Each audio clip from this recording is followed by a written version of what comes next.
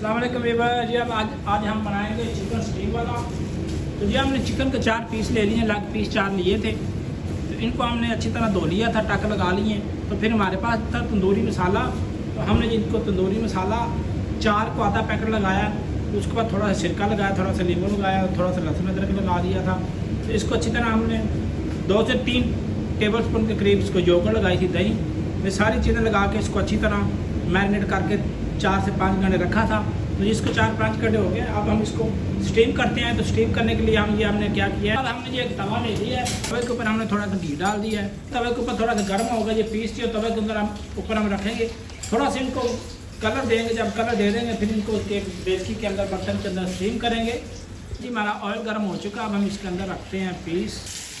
ये देखिए ऑयल गर्म हो चुका, सारे पीस इसके ऊपर रखते हैं। इनको हल्का सा कलर देते हैं। ये हमने सारे पीसों को इस तरह अच्छी तरह से कलर दे लिया है। अभी हमारे पास एक फ्राई पैन है, उसके अंदर ये सारे पीस रखते हैं। इसके अंदर इसको स्टीम करेंगे। थोड़ा सा इसके अंदर पानी लगाएंगे।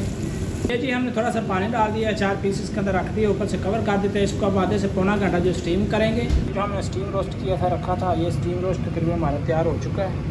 अल्लाह हाफिज़, दिन मिलेंगे।